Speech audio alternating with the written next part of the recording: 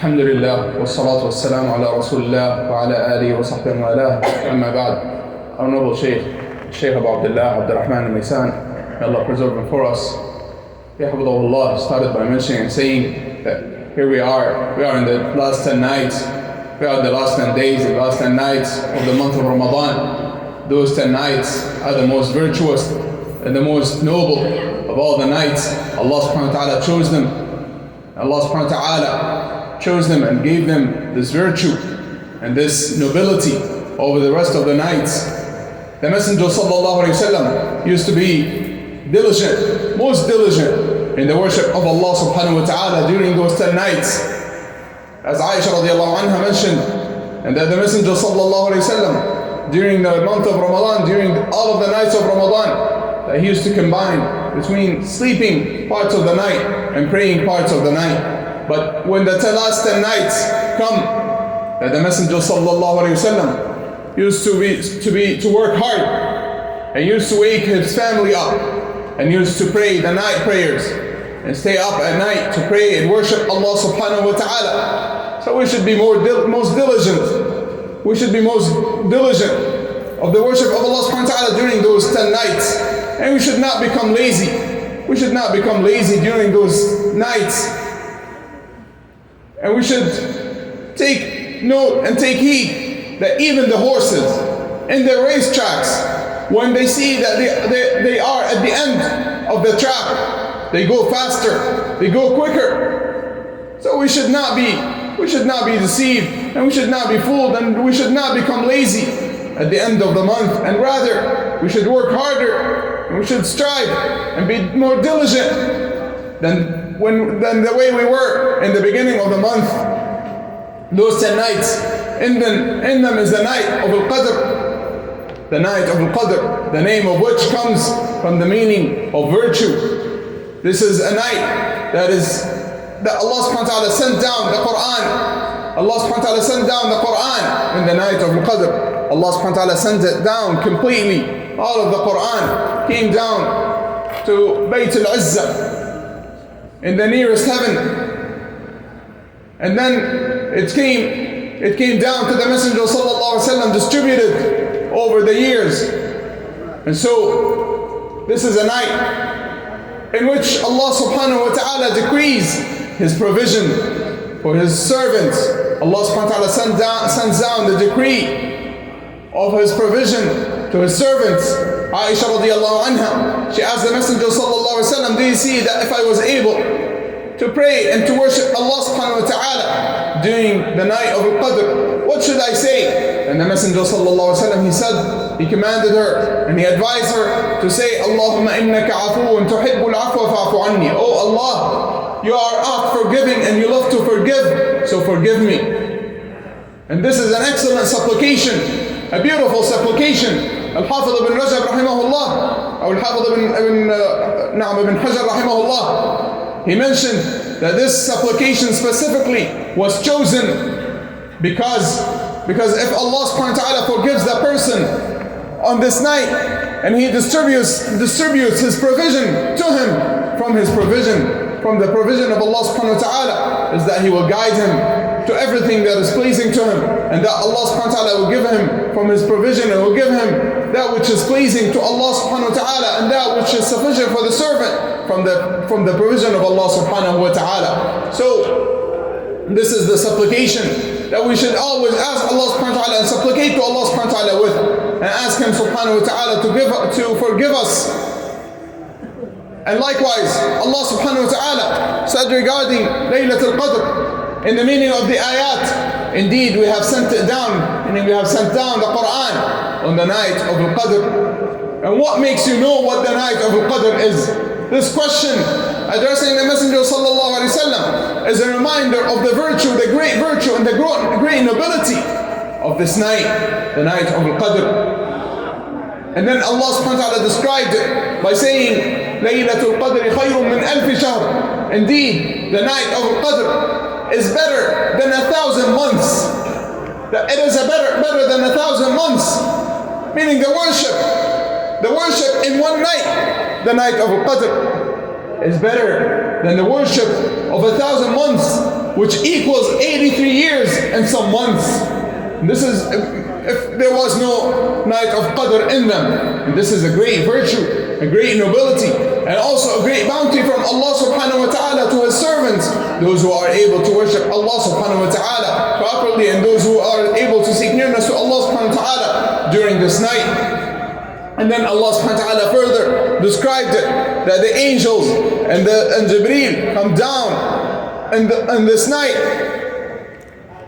They come down to the dunya. They come down in this night to attend the worship of those who worship Allah subhanahu wa ta'ala, to attend the prayers of those who pray and supplicate to Allah subhanahu wa ta'ala. And the Messenger sallallahu alaihi wasallam described that they come to attend the gatherings of knowledge and the gatherings of the worship of Allah subhanahu wa ta'ala and the prayers, and other than that. And they are so many and so numerous that they are like the pebbles on earth. And when they come down, the mercy of Allah subhanahu wa ta'ala comes, and the blessings of Allah subhanahu wa ta'ala come without a doubt. So this is a night in which we should seek nearness to Allah subhanahu wa ta'ala, in which we should be diligent in the worship of Allah subhanahu wa ta'ala. And the night of Qadr is one night in the last 10 nights of Ramadan, and it moves during those nights, and it is on an odd numbered night. So we should be diligent in worshiping and increasing in worship of Allah subhanahu wa ta'ala during those nights.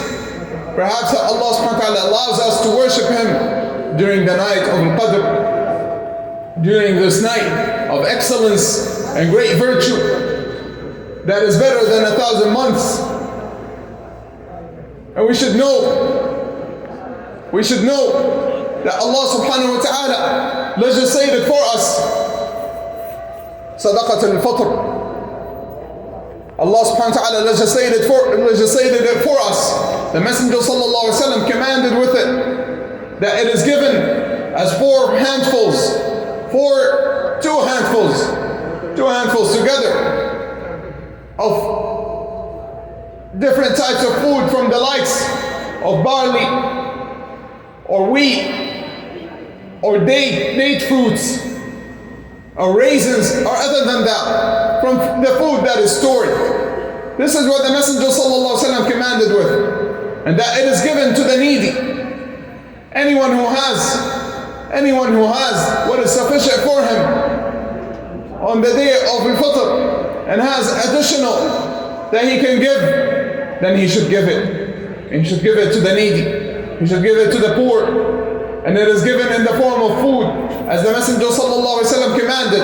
And it should be the best time for it to be given is after Salat al-Fajr on the day of Eid and before the prayer of Eid. And the Messenger sallallahu alaihi wasallam, he mentioned that whomsoever gives it before the prayer of Eid, then it is accepted as Sadaqat al-Fitr from him. And anyone who gives it after Salat al-Eid, then it is a general charity. And then he would not have given Sadaqat al-Fitr. And it is permissible to give it a day or two before Eid, because this is something that allows those who are in need to have the food, to have what they need from food on the day of Eid, and they will not need to ask the people for food. And so it should not be given before that. It should not be given in the beginning of Ramadan or in the middle of Ramadan, and rather it should be delayed until the day of Eid, before Salat al-Eid, or a day or two before the day of Eid. And it should be given in the form of food, as the Messenger sallallahu alaihi wasallam gave it, and as the companions, may Allah be pleased with them, gave it. They had currency and they did not give it in the form of currency. Just like Zakat al-Mal is given in the form of currency. Because those who are in need, they need money and they need food. So Zakat al-Mal is given as money, and Zakat al-Fitr is given as food, as the Messenger sallallahu alaihi wasallam taught us, and as the Messenger sallallahu alaihi wasallam commanded us. And Sadaqat al-Fitr is a purification for the person who is fasting. It is a purification for his errors, for his sins, for his mistakes, for the things that he has done during the month of Ramadan. And the people of knowledge, they say that it is similar to the prostration of forgetfulness in the salah. Just like the person who makes a mistake in the salah, he prostrates for forgetfulness. Likewise, Allah subhanahu wa ta'ala legislated for the people who are fasting, or those who attended the month of Ramadan, to give sadaqat al-fitr. And it is also, as was mentioned before, giving food to those who are in need. So they do not need to ask the people on the day of Eid. They do not need to go out and ask the people. And we should know that the day of Eid is the holiday of the Muslims. It is a day of virtue and nobility. It is a day in which Allah subhanahu wa ta'ala answers the supplication, and the bounties of Allah subhanahu wa ta'ala and His blessings descend to the people on the day of Eid. So we should come out and pray the prayer of Eid and attend the prayer of Eid with the Muslims. And if the day of Eid happens to be on a Friday, which is possible this year, it might be on a Friday this year. And if this is the case, then it is permissible for the person, or the prayer of Jumu'ah, the Friday prayer, the prayer of Jumu'ah becomes optional for those who attend Salat al-Eid. If they want, they can attend Salat al-Jumu'ah. If they don't want to, they are allowed to skip Salat al-Jumu'ah. However, they must pray Dhuhr prayer. They must pray Dhuhr prayer. Just like the person who's traveling, he does not have to pray Salat al-Jumu'ah. However, that does not mean that he does not pray Dhuhr prayer. So Dhuhr prayer is one of the 5 daily prayers, and one must pray them, and one must fulfill them, and one is not allowed to skip it if he prayed Salat al-Eid.